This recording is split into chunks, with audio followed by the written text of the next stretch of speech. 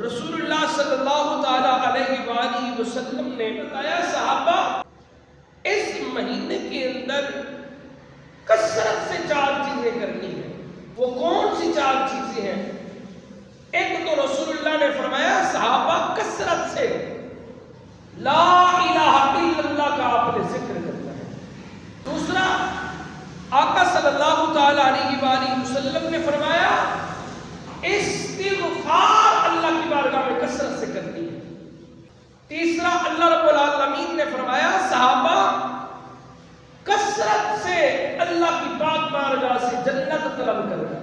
چوتھا جو حضور علیہ السلام نے صحابہ کو خطبے میں ارشاد فرمایا صحابہ اللہ کی بارگاہ میں التجا کرنا ہے، اللہ جہنم سے پناہ عطا فرما۔ یہ 4 چیزیں اللہ رب العالمین کی بارگاہ میں آپ نے کثرت سے کرنی ہے۔ اب لا الہ الا اللہ کی کثرت یہ کوئی ایک لفظ نہیں ہے، بلکہ یہ انسان کا وہ عمل ہے جس کی مثال ہی نہیں ملتی۔ اللہ کی بارگاہ میں نہ حضرت موسیٰ علیہ السلام نے عرض کی اے پاک پروردگار عالم مجھے کوئی ایسا وظیفہ بتا، کوئی ایسا ورد بتا جو پڑھ کے میں تیرا سب سے زیادہ محبوب بندہ بن جاؤں۔ اللہ رب العالمین نے اپنے کلیم سے فرمایا اے میرے پیارے کلیم اگر تو میرا محبوب بندہ بننا چاہتا ہے، خاص بندہ بننا چاہتا ہے تو پھر تو لا الہ الا اللہ کی کثرت کر۔ آگے حضرت موسیٰ علیہ السلام نے عرض کی اے پاک پروردگار عالم یہ لا الہ الا اللہ کی کثرت تو پورے بندے تیرے کرتے ہیں، مجھے کوئی خاص وظیفہ بتا۔ اللہ نے آگے بڑا پیارا جواب دیا، بڑا کمال ہی ہو گیا۔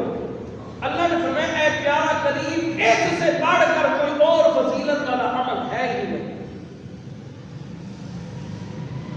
پھر اللہ نے فرمایا اے پیارے کریم اس کی فضیلت اتنی ہے کہ جو کچھ روئے زمین میں ہے، جو کچھ آسمان میں ہے، میرے علاوہ جو کچھ بھی ہے، اگر اس کو ایک پلڑے کے اندر رکھ دیا جائے اور لا الہ الا اللہ کا جو جملہ ہے، جو کلمہ ہے، جو ورد ہے، جو وظیفہ ہے، اگر اس کو ایک پلڑے میں رکھ دیا جائے تو پھر بھی لا الہ الا اللہ کا پلڑا بھاری رہے گا۔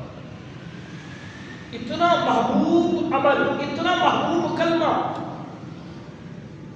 حالانکہ اس کو پڑھتے ہوئے نہ ٹائم لگتا ہے، نہ وزن ہوتا ہے، نہ کچھ ہوتا ہے، بس یہی جملہ ہم نے اپنا ورد بنانا ہے رمضان المبارک کے مہینہ کے اندر لا الہ الا اللہ، لا الہ الا اللہ۔ کتنا سا ٹائم لگتا ہے؟